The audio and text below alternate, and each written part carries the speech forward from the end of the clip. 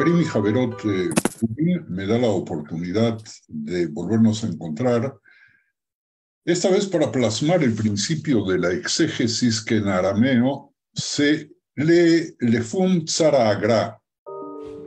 Ese principio, Lefum Tzara Agra, nos impele a buscar sin descanso ideas ocultas, bellas e interesantes que nos gratifican según el esfuerzo que hagamos. A mayor trabajo de investigación, lograremos mayor placer. Lefum Tzara Agra, el dolor del esfuerzo, esa es la traducción casi textual, nos conducirá, esta vez por Purim, a la alegría desbordada. Miren, Javerim y Javerot, los acontecimientos históricos, como ustedes bien saben, se componen de miles de momentos, de efemérides y acciones que forman un suceso. A veces se relatan o se escriben, y gracias a ello forman parte de la historia. En el corazón de Purim siempre hay más de un momento especial, más de un punto decisivo. Lo paradójico de esa historia es que está llena de sucesos enredados, incoherentes, contradictorios y misteriosos.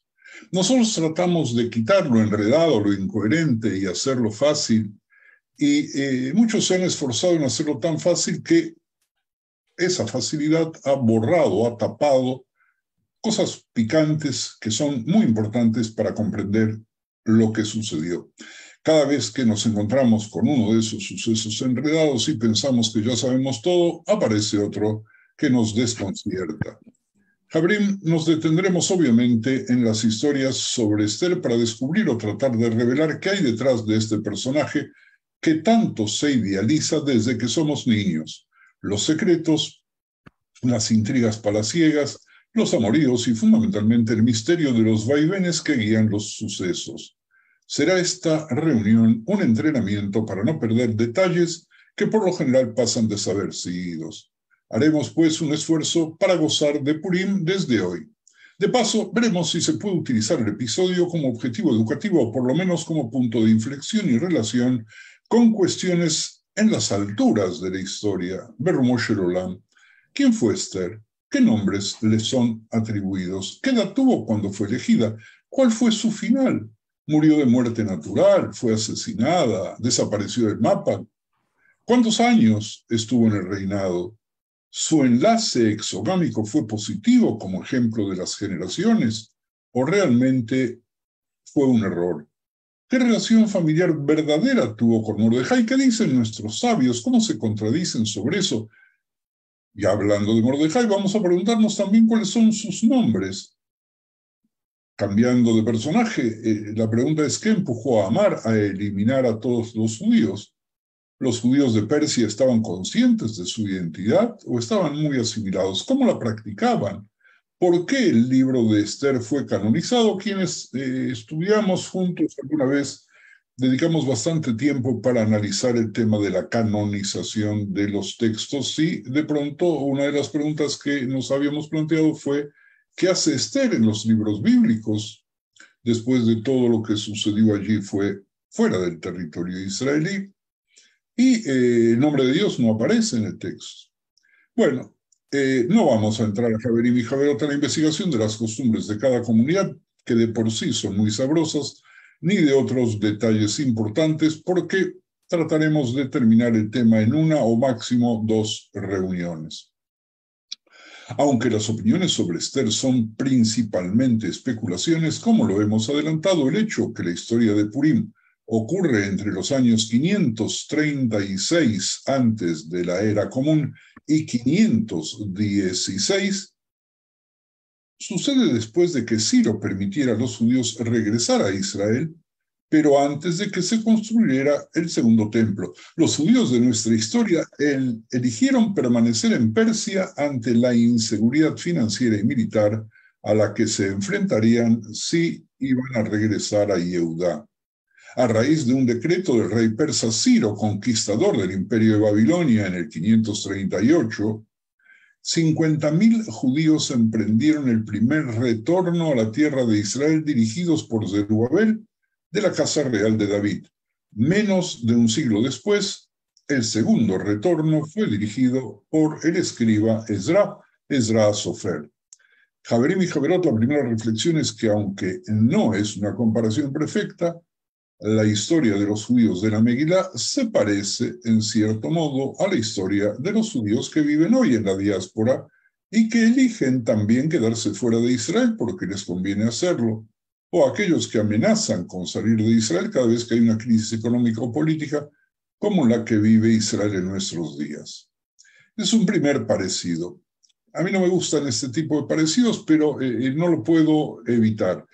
Por otro lado, la historia de Purim nos enseña a algunos que, en ciertos casos, los matrimonios mixtos, lo que en algunos de mis libros he llamado exogamia, los matrimonios exogámicos, son inevitables para los judíos asimilados e incluso para judíos educados en la religión, y a veces incluso algunos creen que pueden beneficiar a los judíos al crear lazos de matrimonio con otras culturas.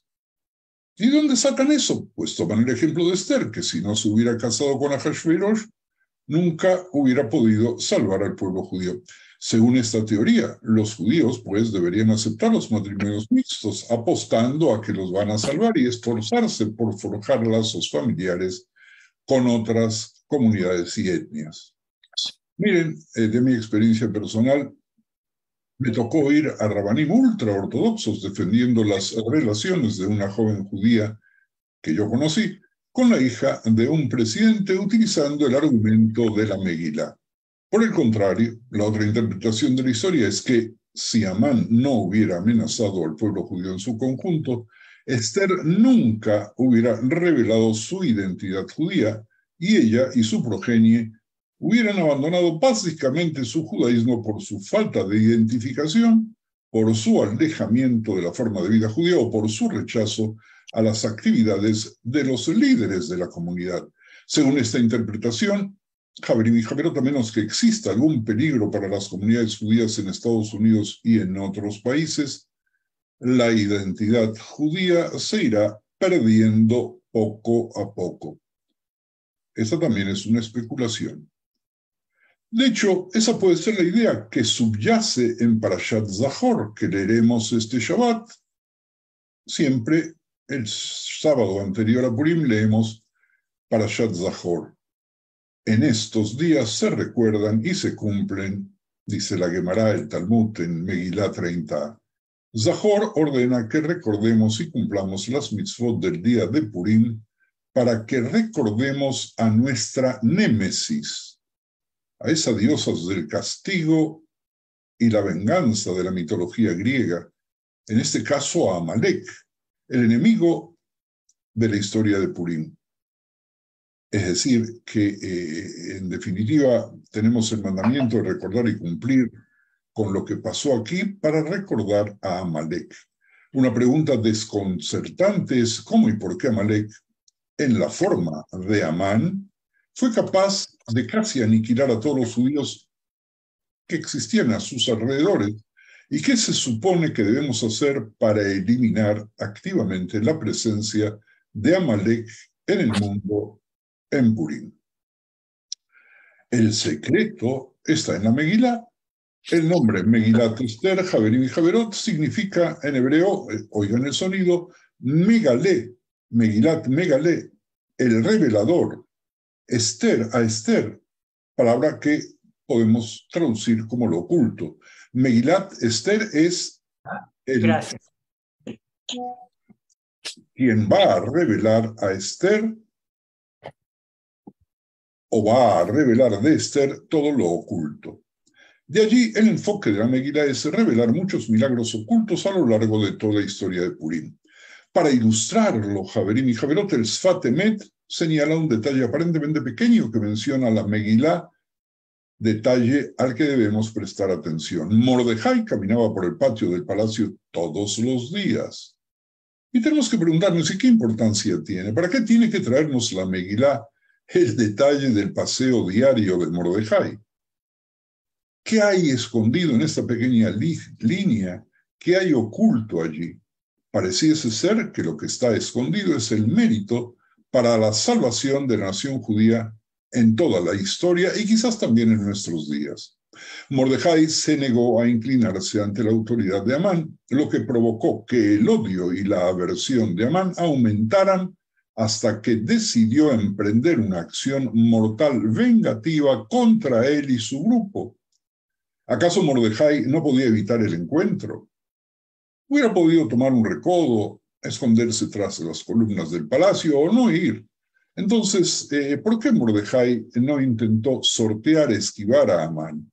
¿Por qué la necesidad imperiosa de que estuviera siempre en el patio del palacio, enemistándose nada más y nada menos con el poderoso archienemigo, que resultó ser Amán? Por un lado, para que sea claro, que no se prosterna por casualidad, sino para enseñarnos que no debemos arrodillarnos frente a los dictadores. Aquí en este pequeño acto, en este pequeño relato de dónde estaba y que no se arrodillaba, nos da una lección que los judíos, por las buenas y por las otras, aprendimos durante todos los siglos. Javerín, por otro lado, no olvidemos que Esther era una niña huérfana que fue tomada por la fuerza para casarse con Ahasverosh. Seguramente Ahasverosh no fue la elección como marido que Esther hubiera querido, y si hubieran vivido sus padres, tampoco la hubieran promovido como novia de Ahasverosh, y por desgracia, ella no tenía ninguna esperanza a la vista de salir alguna vez de ese estado de vida de cautiverio en el palacio. Javerim Javerot, Esther languideció en este estado por más de 4 años antes que ocurriera el milagro del ahorcamiento de Amán. Digo milagro porque pareciese ser que el revolcón que dio la historia es algo milagroso. ¿Es algo milagroso? No sé. Mordejai, según una versión distinta, iba diariamente a preguntar por el bienestar de Esther. Por eso estaba en el patio y no podía evitar a Amán. Estaba reconociendo el gran sacrificio de Esther y dándole refuerzos espirituales y psicológicos para que no fuera olvidada y para que no se olvidase. Más adelante intentaremos ver otras razones de la presencia de Mordejai en ese lugar a diario. La Gemara nos va a dedicar algunas razones picantes a partir de la posibilidad de que Esther fuese la esposa de Mordejai anterior al hecho este que nosotros estamos analizando en Purim y que, bueno, estaba tratando de llamar la atención.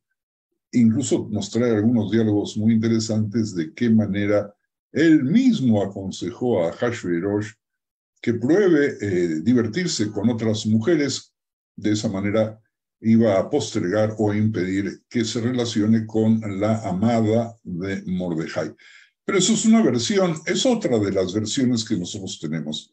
Pero sigue el Sfat Emet diciendo que por este mérito Hashem consideró oportuno realizar un milagro para salvar a la nación judía. Consideró oportuno el milagro, el primero, el de no arrodillarse. El acto de cuidado de Mordejai de la suerte de Esther, por otro lado, fue el catalizador del milagro que salvó a Bené Israel, a los hijos de Israel. Si prestamos atención al texto, veremos que Amán había construido muy bien su discurso difamatorio. Eso lo vamos a ver en el Talmud, en Megilá 13b. Amán hablaba de una nación, refiriéndose obviamente a los hijos de Israel, nación que está esparcida y dispersa entre las naciones o entre las provincias. Javerín, podemos preguntarnos, ¿y qué tiene de terrible que los judíos estén dispersos? Para él, por lo menos, desde el punto de vista de un gobernante persa, era mejor que los judíos no pudiesen unirse para rebelarse, que estén distribuidos en distintos lugares. El Sfat Emet, que ya citamos, explica que Amán estaba relatando la razón por la que ahora los judíos podían ser destruidos en momentos en los que están dispersos, porque esa dispersión era consecuencia de su desunión. La falta de unidad de los Yehudim dio a Amalek el poder para atacar. ¿Qué vamos a leer este Shabbat en Parashat Zahor, en el agregado? Que Amalek atacó a los rezagados. Y la pregunta es, ¿y quiénes eran los rezagados que Amalek atacó? Algunos dicen que fueron expulsados de los Ananei Akavot, las nubes de gloria, que acompañaban en el desierto a los israelíes, a los israelitas. Y fueron quitados de esa protección de las nubes de gloria debido a sus acciones. Eran las personas desconectadas del grupo principal. Entonces, ¿qué vemos? La fuente de fuerza de Amalek era la división de la comunidad de Israel. Por eso Mordejai proclamó: ve y reúne a todos los judíos. La agrupación de los judíos creó la unidad que los protegió de Amalek. O si queremos verlo al revés, podemos decir, Mordejai estaba intentando lograr que los judíos vuelvan a llevarse bien entre ellos, que se agrupen, pero más que se agrupen, que se unan, que dejen de lado, que posterguen por un rato las divisiones internas que tanto daño nos hicieron siempre y nos hacen también ahora. Es decir, que la agrupación de los judíos creó la unidad que los protegió de Amalek y sus descendientes. De allí, Javerim y Javerot, el sentido también, lo digo marginalmente, de algunas mitzvot de Purim, aparentemente sin relación entre sí. Mishloach Manot, el envío de porciones unos a los otros, regalos a los pobres, la seudá, el banquete de Purim y la lectura de la Megilá.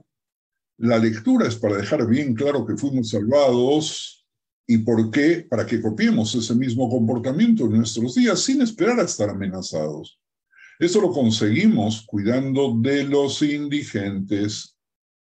¿De qué manera podemos unirnos? Empezando por tomarle mucho cuidado y mucho cariño a los indigentes y dándoles, no solamente para Purim, matanot laevionim, darles regalos. Por otro lado, creando y fortaleciendo amistades a través del Mishloach Manot. De las ceremonias hermosas del Mishloach Manot es enviar a los niños o ir los adultos casa por casa para ver a amigos y familiares que hace mucho que no vieron, enviando regalos particularmente de comida unos a otros que luego ya sabemos nosotros cómo lo hacemos en nuestra época, reciclamos. De esa manera hacemos feliz a la gente a través de la seudá, la comida festiva, a la cual invitamos que pasen las personas o aquellas personas que traen los regalitos, pues les hacemos compartir de los manjares que tenemos. Miren, Javerim, esta unidad del pueblo de Israel, evidenciada en Purim después de que se experimentaron varios milagros, les dio la capacidad para elevarse por encima de su observancia de la Torah por miedo y alcanzar una dimensión completamente nueva en la observancia de la Torah.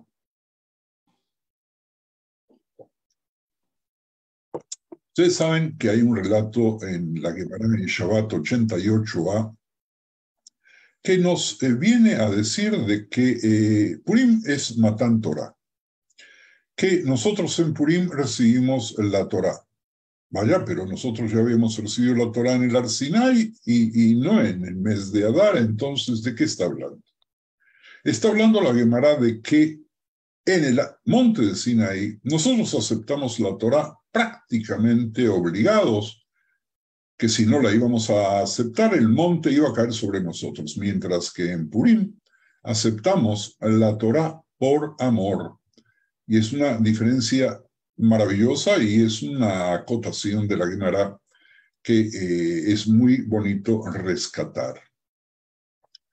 Javerim, hay otras cosas interesantes, como por ejemplo, que debemos tener presente en el día especial de Purim, que Hayaf Inish Lipsumei, que cada persona, cada ser debe alegrarse y debe perfumarse.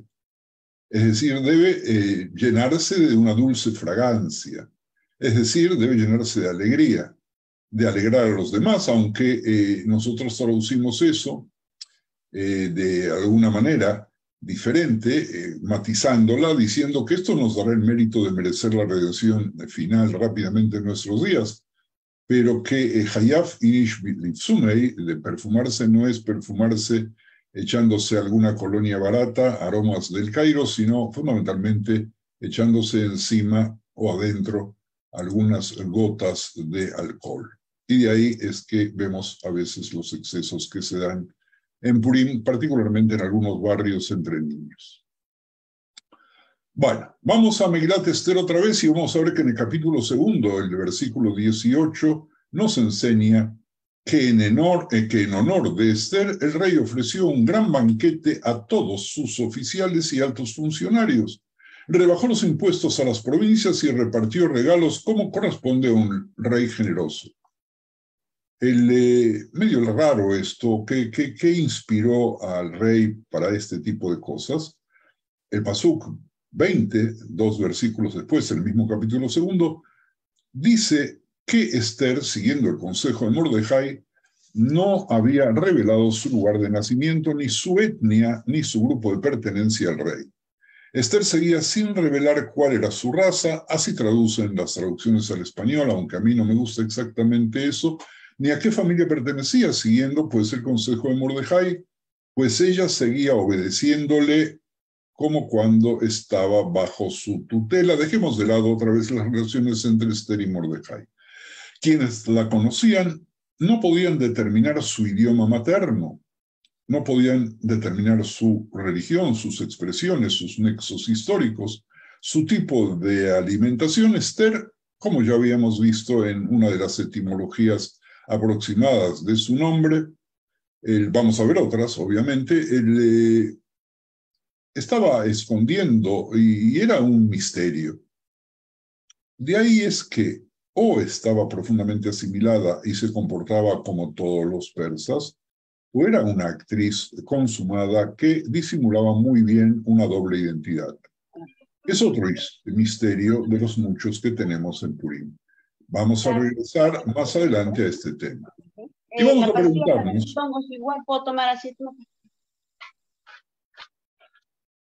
¿quién fue Esther? La Megilá dice Adasa, es decir, Esther. El libro de Esther, capítulo 2, Pasuk 7, versículo 7, relata que Esther tenía pues 2 nombres y que Mordejai tenía a su cargo a una prima, vamos a dejar por ahora que sea prima, que era huérfana de padre y madre, que se llamaba Adasa, es decir, Esther. Al morir sus padres, Mordejai la había adoptado como hija suya. La joven era hermosa y atractiva. Los estudiosos, los investigadores toman 2 direcciones interpretativas con respecto a estos nombres. Según una, Adasa, que aparece en primer lugar en el Pasuk, era el verdadero nombre de Esther, y la razón por la que se llamaba Esther requiere aclaración. Según una segunda dirección, Esther era el verdadero nombre, y así se lo llama por eso a lo largo del libro. En consecuencia, Adasa es el nombre que necesita ser explicado. Según la opinión de que Esther era el segundo nombre de Adasa, los estudiosos explican que se le dio este nombre porque ocultó Istira, Esther, Istira, sus orígenes, Istira en hebreo. En otra exposición se le dio este nombre popular entre sus vecinos persas gentiles a otra razón. ¿Y por qué se llamaba así? En honor del cuerpo celeste Istahar. Ishtar, nombre acadio, Ishtar, contrapartida acadia de la diosa semita occidental Astarte, que nosotros conocimos, hebreizada como Ashtarot y Ashtoret. No va a ser la última vez en la historia en la cual judíos, sin percibirlo a veces, bautizan tampoco es el término, dan nombre a sus hijos con nombres de dioses o de santos, muy alejados de lo que tiene que ver con lo judío. Estamos pensando entonces de que la familia de Esther estaba tan asimilada que le dio el nombre de una diosa que representaba el culto a la madre naturaleza, a la vida y a la fertilidad, así como la exaltación del amor y los placeres carnales. Recordemos que con el tiempo Ashtoret se tornó también en diosa de la guerra y recibió cultos sanguinarios y sexuales de sus devotos. Su culto se expandió con su faceta de Tanit, venerada especialmente en la ciudad de Cartago. Las diosas Astarte e Ishtar y equivalentes están, Javerim y Javerot, relacionadas con el planeta Venus. Son cognados, es decir, están relacionados con el nombre Esther. Aunque suenen parecido, cuando las pronunciamos no se parecen, dicen algunos, ni tienen relación etimológica con las palabras de raíz indoeuropea que equivalen al castellano al nombre de estrella, y que son cognadas entre sí del latín stella y sus derivados romances. Javerim, Javerot, saquen las conclusiones que deseen de estas casualidades. Esther fue llamada Adasa Mirta o Mirto, ya que la Torá, el Tanaj, compara a los justos con los mirtos, diciendo en el libro de Zacarías 1:8, y se detuvo entre los mirtos, aunque el versículo describe una visión en la que Zacarías, Zeharia, vio la presencia divina rodeada de los profetas Hananía, Mishael y Azarías. Describe la presencia divina como rodeada de arbustos de mirto. Vaya, si yo estuviese junto con ustedes en lugar de hablar, escuchando a esta altura de la clase, que todavía no alcanza la media hora, ya estaría totalmente mareado. Esther, ¿qué es Esther? ¿De dónde viene? ¿Es Adasa? ¿No es Adasa? Adasa en el nombre de Dios. Adasa Mirto porque es perfumada por los preceptos. Adasa lleva el nombre de uno de las diosas paganas más famosas y cuyo culto en Canaán antiguo había que erradicar totalmente, y de pronto falla el proceso de erradicación del culto pagano y nos encontramos por ahí del año 500 y algo, cerca del 600 antes de la cuenta gregoriana, dándole a los hijos hermosos del pueblo ese nombre. Vamos a ver en un ratito qué pasó con Mordejai y de dónde sale su nombre. Estaría totalmente mareado. Lo dije en la introducción, en los primeros renglones, no todos ustedes llegaron hoy a punto como para poder escucharlo. Vamos a encontrar muchas contradicciones y muchos misterios en Esther y en Adasa. Como vimos, pues algunos dicen que Adasa era su verdadero nombre y que fue llamada Esther únicamente como seudónimo porque mistateret, porque ocultó su identidad. Alternativamente, Rabbi Nehemia dice en el Yalkut Shimoni, uno de los Midrashim, que los no judíos la llamaron Esther no por la diosa, sino por su belleza igual a la de la luna o a Venus. La Gemara también cita una tradición según la cual Esther tenía una tez verdosa, cetrina, y por eso se llamaba Adasa, el color del mirto. Según esa tradición, Ahashverosh casualmente se sintió atraída por ella porque estaba dotada por un gran encanto por el color cetrino de su piel, y pueden consultar en la zona de la Megilá, del Talmud Megilá, que ya habíamos hablado. Vamos a olvidarnos por un instante de Esther para ver a mi amigo Mordejai, amigo de todos nosotros. Aunque no se especifica claramente en las escrituras, Mordejai tenía al menos 2 nombres hebreos. En la Megilá aparece solamente Mordejai, pero según una tradición de la Gemara del Talmud, Mordejai se llamaba Petahía. Petahía era uno de los administradores del cofre de la colecta en el Beit HaMikdash en otros tiempos, según aparece en Menajot 65a. Si voy demasiado rápido, les pido disculpas, pero quiero abarcar algunos subtemas más que son interesantes y darles algo que normalmente no se enseña en los colegios. ¿Qué aprendimos en una Mishnah en Shekalim 13b? Petahía era responsable, óiganme muy bien, de la administración de los nidos de pájaros. ¿Qué es esto? Es decir, Petahía era el responsable de las palomas o pichones traídos por un zaf, por una zabá, una mujer después del parto y un leproso. Las categorías de zaf y zabá pueden ser traducidas modernamente como personas que sufren de alguna infección tipo blenorragia, si se quiere.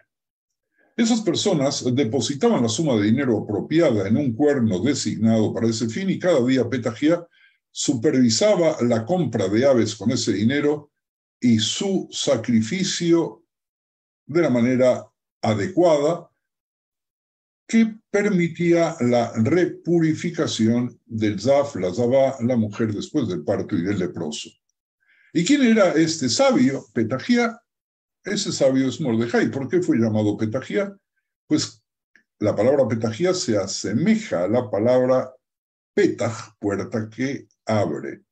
La razón es que él abría, Mordejai, Petahía, abría, elucidaba temas difíciles y los interpretaba a la gente, y porque conocía, dice la Gemara, 70 lenguas, aquellas conocidas en aquella región, en aquella época. Es muy interesante porque nosotros, el número 70, quizás basado en esta parte de la Gemara, sirve también para representar las 70 formas diferentes de leer y de interpretar las escrituras, y quizás por ahí venga también el origen de la traducción de los Shivim, de la Septuaginta. El número 70 vamos a recordarlo para ligarlo después con otros temas. La Gemara pregunta, ¿qué tenía en particular Petahía? Todos los miembros del Sanedrín también conocían las 70 lenguas. Como dice el rabino Yohanan, colocan en el gran Sanedrín solamente hombres sabios y de aspecto agradable y de elevada estatura y de edad adecuada para que sean respetados. Y también deben ser expertos en hechicería, deben conocer la naturaleza de la hechicería para que puedan juzgar a los hechiceros, y deben conocer las 70 lenguas para que el Sanedrín no necesite oír el testimonio de boca de un traductor, traductore, traditore, en el caso en que un testigo hable una lengua diferente. Ustedes van a ver un poco más adelante, si Dios quiere, de qué manera el Talmud nos trae una escena muy interesante en la cual Mordejai aprovecha el conocimiento de sus 70 lenguas, o por lo menos de lenguas que la gente pensaba que él no podría conocer, y de esa manera podía aguzar su oído y entender lo que hablaban conspiradores y salvarle el pellejo al rey gracias a esa habilidad idiomática. Entre paréntesis, aunque no tenga nada que ver ahora, pero sí tiene que ver con lo que está sucediendo en Israel con respecto a las reformas al Poder Judicial que intenta el actual gobierno plantear. ¿De qué manera la Gemara nos da las características que debe tener un juez, verdad? Tiene que tener algunas de estas cualidades y conocer muchas cosas, incluso conocer algunas cosas prohibidas para poder juzgar a quienes se presenten ante él de la mejor manera. Volvamos, porque siempre está la tendencia de irnos un poquito del tema. Entendía, por lo tanto, Mordejai lo que hablaban quienes confabulaban contra el rey y hablaban libremente sus dialectos sin imaginarse que Mordejai los podría comprender. De ahí, por favor, nunca hablemos en un idioma que pensamos que la gente en el autobús no comprende porque vamos a quedar quemados y pegados.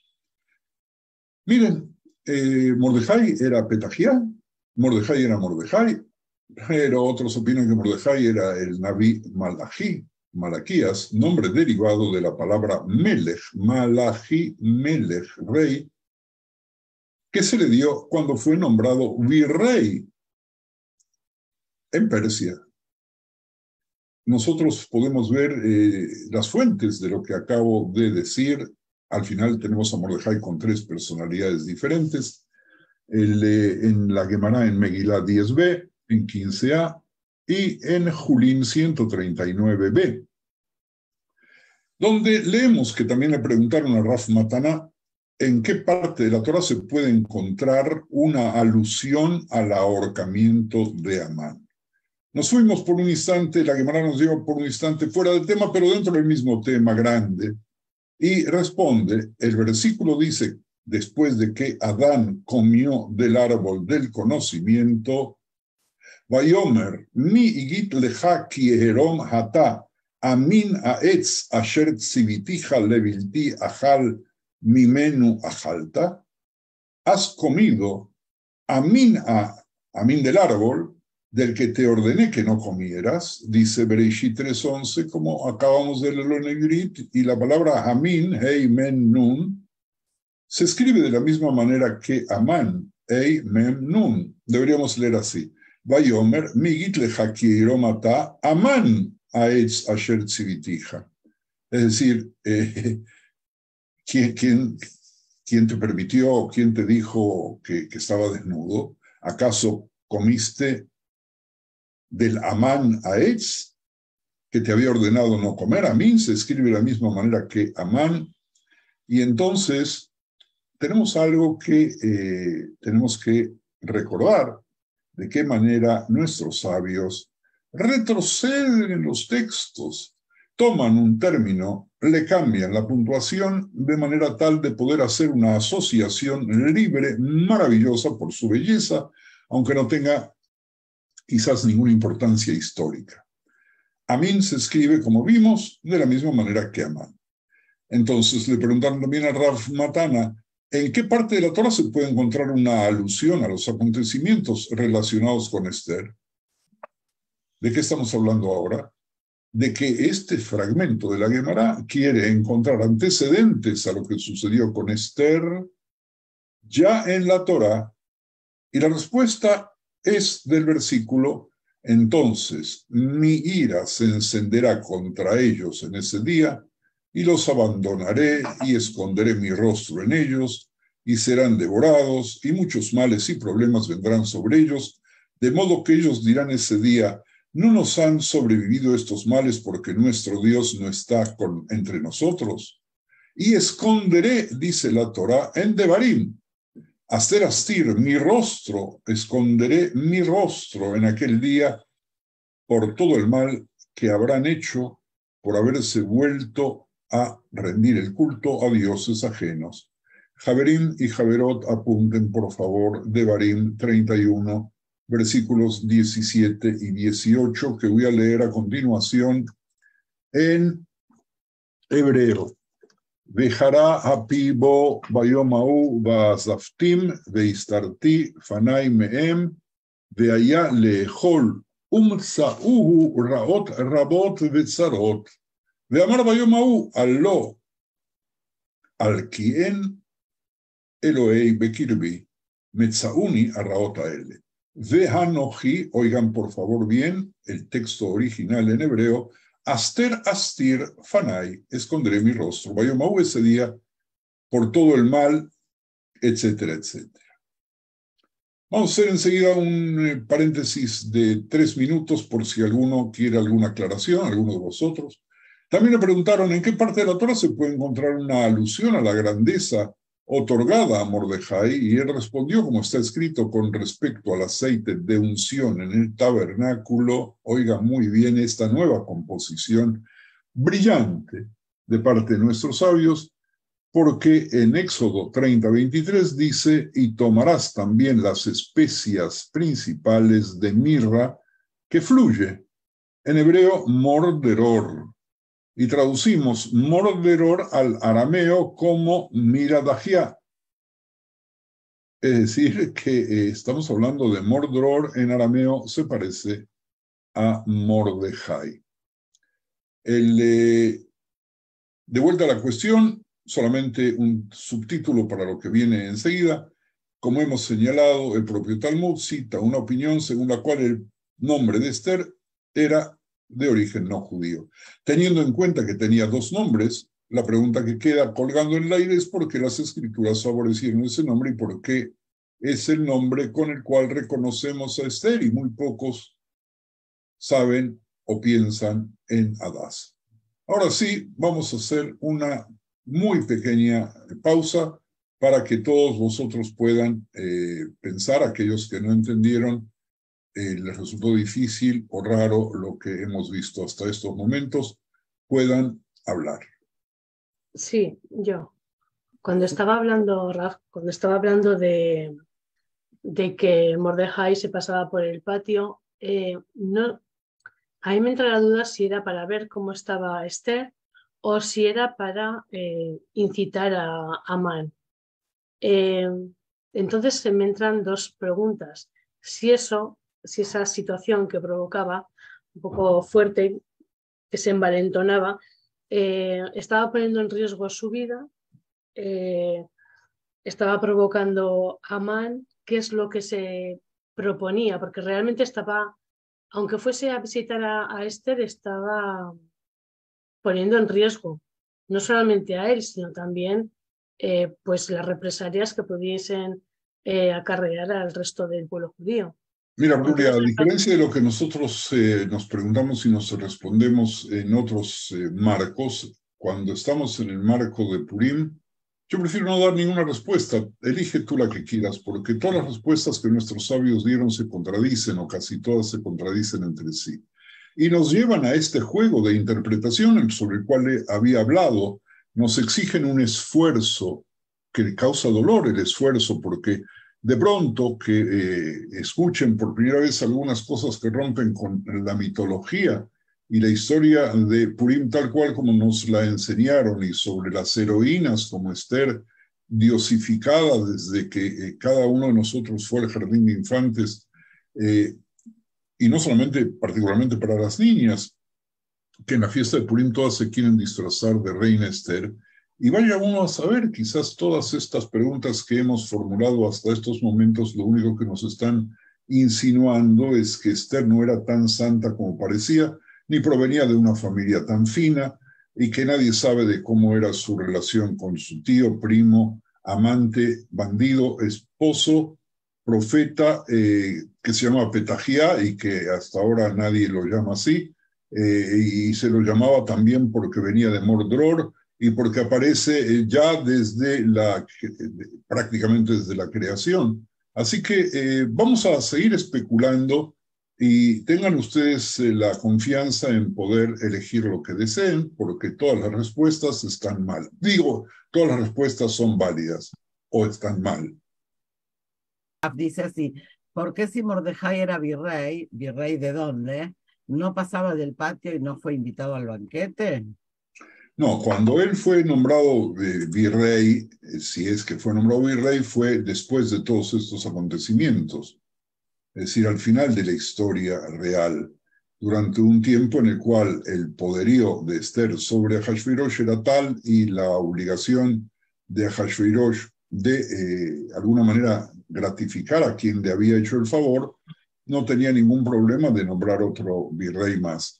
Miren ustedes, el gobierno de Israel en estos momentos tiene un rey, tiene un primer ministro y tiene 30 y algo de virreyes, de ministros, 35, 40, y ministros, 3 ministros por un solo. En ciertos regímenes es muy normal que se nombre, no sé si es un gran honor, pero por de pronto esa es una de las interpretaciones sobre el rol de Mordejai, que nosotros al final de la Megilá, no nos olvidemos, aparece que era querido por la mayoría del pueblo, es decir, que ni siquiera Mordejai era querido, no podía ser de otra manera, por todo el pueblo.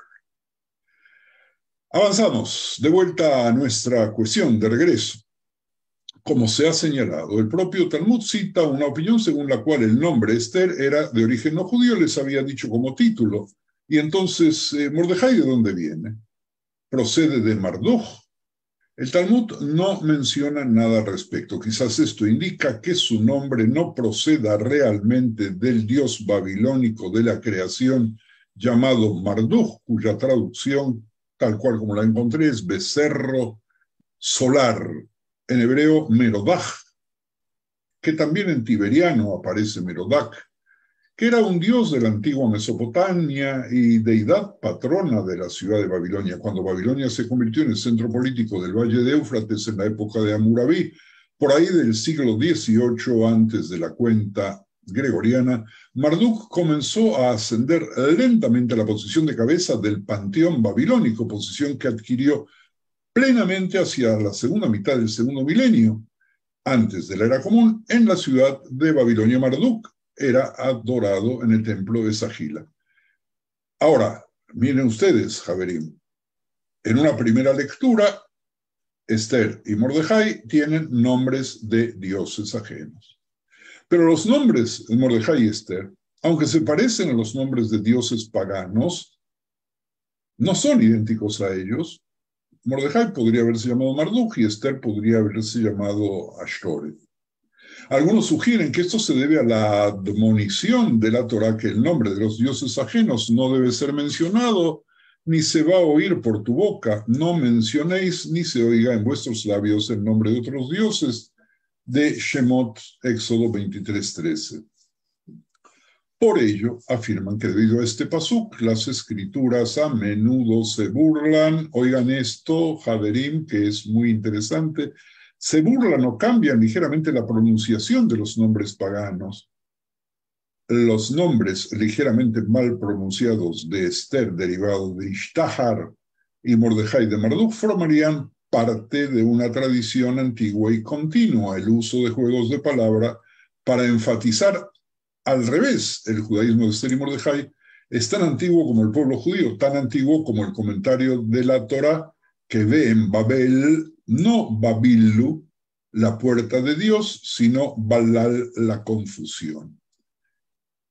Me voy a explicar porque yo mismo no termino de entenderme. Estamos en Purim. Les digo que no he bebido, ni siquiera he terminado el café que tengo junto a mí. Miren, es una parte chistosa agarrar y deformar el nombre. O tratar de leer un nombre a través de las letras que permiten que cada una de ellas inicie una palabra diferente. Hay un personaje que no voy a nombrar, pero que así lo llamamos popularmente y que quiere decir que se borre su nombre y su recuerdo, en hebreo. Comentario realmente interesante, entonces, que resuelve varias preguntas y que abre otras.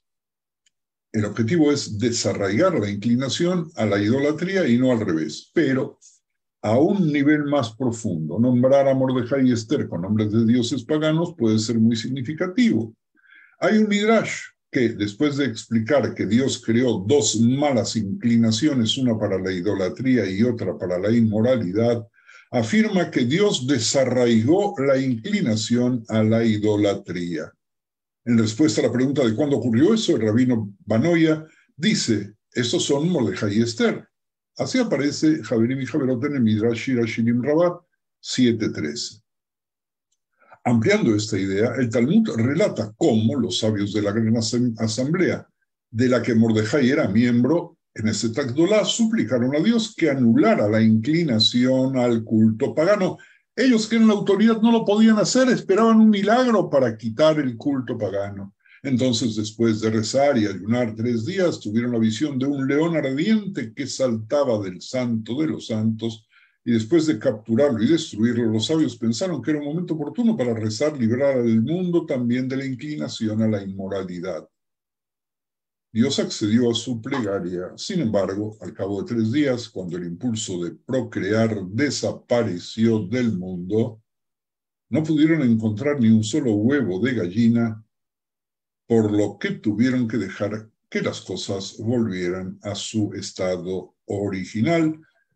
La fuente es Iomá 69b, Sanedrín 64a, y me voy a explicar. En realidad, lo que pidieron y lo que querían era que desaparezca el instinto que hace que nosotros estemos en búsqueda de algo que nos satisfaga sexualmente. Y que por lo tanto, bien usado, sirve para muchas cosas. La más importante es para amar. También la más importante, y no hay contradicción en ello, es para reproducirnos. Pero por otro lado, en el descontrol puede provocar muchos dolores de cabeza. Por lo tanto, pidieron que desaparezca ese instinto.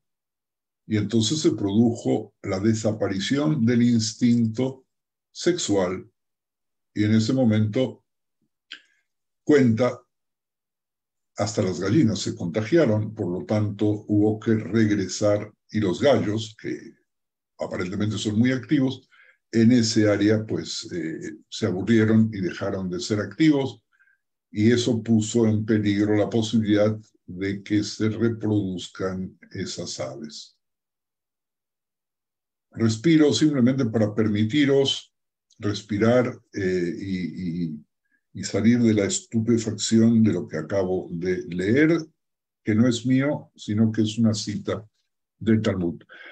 Nótese que de todos los miembros de la Gran Asamblea, el Midrash señala a Mordejai y Esther como el que libró al mundo del impulso de adorar ídolos. No hay contradicción, vaya uno a saber. En el Talmud y la Kabbalah encontramos que para combatir y desarraigar las fuerzas negativas, a veces necesitamos utilizar esas mismas fuerzas negativas, como la medicina de esas pastillitas chiquititas que de pronto a través de ahí provocan un efecto paradójico. Me refiero a la homeopatía.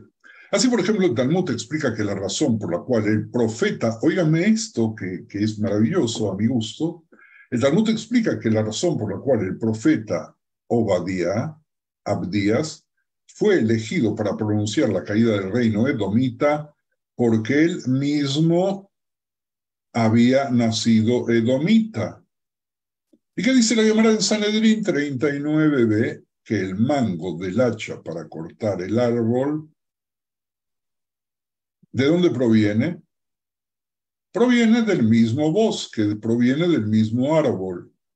Es decir, que el que puede decirnos a nosotros cómo quitarnos los atisbos que nos quedan del paganismo va a ser alguien que estuvo bien metido en lo pagano. Y de esta manera volvemos a ver una interpretación que voltea rápidamente todas las interpretaciones que habíamos visto. Es decir, sí, Mordejai y Esther eran paganos. Y la única manera de poder quitar el paganismo era utilizando expertos en paganismo como Mordejai y Esther, que iban a ser los responsables del desarraigo, de la inclinación a la idolatría, y debían tener al menos una ligera conexión con ella. Esta conexión se manifiesta con sus mismos nombres. Sin embargo, una vez que Mordejai, como parte de la Gran Asamblea, desarraigó esta inclinación a la idolatría, no se menciona la asociación entre su nombre y los dioses paganos babilónicos. Por lo tanto, ¿era bueno que tuviese un nombre babilónico pagano o era malo? Según esta última interpretación, era maravilloso, porque si no, no hubiera tenido éxito en poder purificar a la gente de sus sentimientos paganos. Esto explica también la peculiar redacción del Midrash, citado anteriormente, que continúa explicando que lo que causó que se desarraigara la inclinación a la idolatría no fueron solo Mordejai y Esther, sino más bien, oigan bien, Javerim y Javerot, el mérito del autosacrificio de los judíos y su devoción a Dios frente al decreto de Amán. Y sin embargo, cuando el Midrash pregunta cuándo tuvo lugar ese lugar, este accidente, y el rabino Banoya responde, estos son Mordejai y Esther, no en los días o la generación de Mordejai y Esther. No entiendo. En los días o Mordejai y Esther mismos. Así que mientras que el desarraigo de ese mal era, de hecho, en el mérito de todos los judíos de esa generación. Es decir, que tenemos que leer una segunda versión que no identifica en persona a Mordejai y Esther como quienes lucharon contra el paganismo, sino que sucedió en tiempos en los cuales Mordejai y Esther mismos vivieron. Hasta aquí, iconografía, identificación, descripción, clasificación, interpretación de imágenes figurativas nos encuentran hasta aquí sin haber profundizado mucho en distintas opiniones rabínicas más prevalentes y menos prevalentes. Y veo la hora y me detengo y Vamos a, si Dios quiere, seguir la semana que viene, pero antes dar oportunidad a que todos quienes deseen aclarar algunos puntos aprovechen el momento para hacerlo ahora. Toda la historia de Purim. Y ese es el chiste de esta clase, o por lo menos yo me propongo en esta clase enfrentaros frente a las contradicciones del texto, las distintas y contradictorias maneras de leer esta historia de parte de nuestros sabios, de qué manera nosotros podemos cambiar las piezas, dar las vueltas una y otra vez, benafoju, y cada conclusión que lleguemos vamos a dar la vuelta nuevamente para poder tratar de entenderla distinto. Ese es el desafío. Si lo logramos, qué bueno, y si no lo logramos, también. Sí, Alisa. Sí, Raf, necesito mayor explicación respecto a el mérito de los judíos frente a la decisión de Amán. No es decir, lo que vinculaste con Obadia, ¿no es cierto?, de que al ser de Edom anunció su caída, y en ese sentido sería por ahí Mordecai y Esther como paganos. No, mira, No Alisa, yo hoy casi no he respirado, porque puse el pie en el acelerador y entonces no hubo ni puntos ni comas. Por lo tanto, lo de Obadía está separado.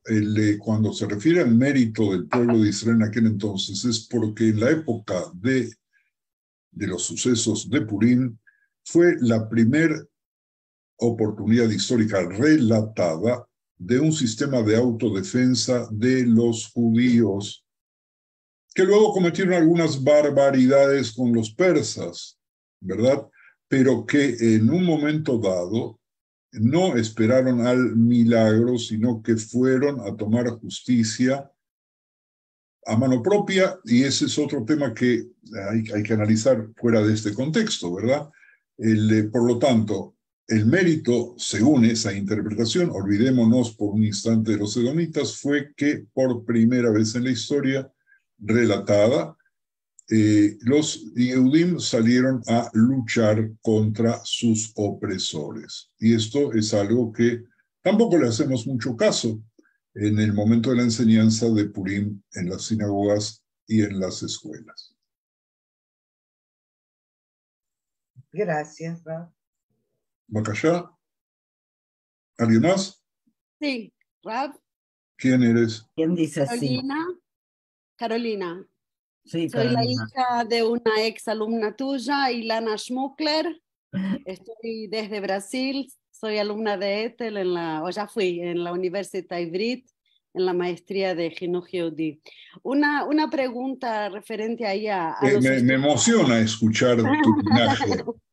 Le tengo mucho cariño a Ilana y a tu papá. Los quiero mucho y me lleva al pasado, un pasado muy lejano, pero muy querido, todavía pendiente. Sí, y ella también te quiere mucho, tiene mucho respeto por vos y por ETEL. Sobre la educación judía, acá en la Golá, en la diáspora, nosotros aprendemos en el colegio que Esther era la gran heroína de todo esto. ¿Cómo vamos a revertir esa situación para los chicos, para los estudiantes, mostrando un lado más humano, más que hay errores que cometemos, que hay cosas paganas dentro de nuestra historia? Y cómo llevar ese paralelo con los chicos hoy. Yo no soy educadora, pero como hice la maestría en educación, me quedo pensando en todo esto, lo que puso ahora, cómo se transforma esa historia, como por ejemplo Shimshon HaGibor. No era Gibor, no era un héroe. Eso aprendí 40 años después que aprendí la primera vez. Entonces, ¿cómo diluirlo para que los estudiantes tengan una otra visión más humanizada y tal vez, no sé, menos fairy tales? Mira, Carolina, lo importante no es diluir, sino tratar de quitar el cuentito adoctrinante. Porque es paradójico, lo que tú planteas es algo fundamental para la educación, es algo maravillosamente fundamental.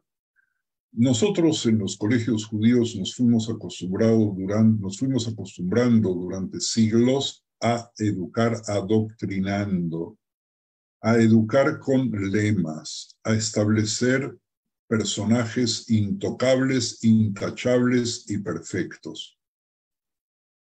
Es decir, enseñando mentiras, porque es más fácil, porque pensamos que de esa manera los niños nos van a querer más y van a entender mejor y les va a hacer bien. El resultado, tristemente, ha sido desastroso.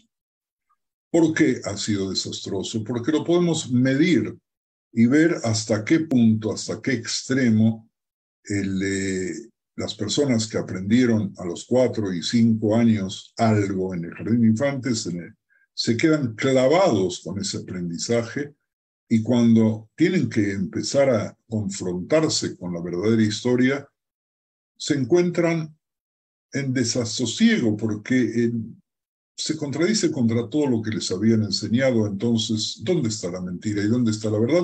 Y yo tengo probado eso, incluso también a través de experimentos que hice en la época en la cual fui director de escuela. Ya hace muchos años que no hago educación formal, en la cual, haciendo un estudio sobre Hanukkah, por ejemplo, a todos los alumnos de una escuela, desde segundo de primaria hasta 12º año, las mismas preguntas y definiciones de Hanukkah, resultaba que los grandototes de 16 y 17 años veían a Yehudá Maccabí tal cual como la Lerer Ketamarita les había enseñado en el 4º año del jardín de infantes o en el grupo de los 4 o el grupo de los 3. Es algo que no hay que hacer. Lo que nosotros tenemos que hacer es dejar fluir la historia, tratar de buscar los textos y sí, demostrar que Moshe Rabenu era un ser humano, Carol, que se había equivocado, que metió la pata, que por eso fue castigado también, que no hay un solo personaje de la Torá que no se haya equivocado, empezando por Adán, siguiendo por Javá, siguiendo por Noah y los hijos de Noah, siguiendo con Abraham, siguiendo con Sará. Recordemos qué pasó entre Sará y Agar. Seguimos con Isaac y las travesuras que hizo. Seguimos con Jacob, seguimos con Isaac. No hay malvado absoluto, no hay santo absoluto. Llegamos a Moshe, Miriam, la maravillosa Miriam, que tuvo que sufrir de algo parecido a la lepra por haber hablado mal sobre la sexualidad de su hermano. Los hijos de Aarón. Fíjate, estoy recorriendo algunos personajes que tú y yo conocemos y que todos los javerim que están en estos momentos en la clase conocen, y vemos de qué manera ninguno es pintado por la Torá como inmaculado.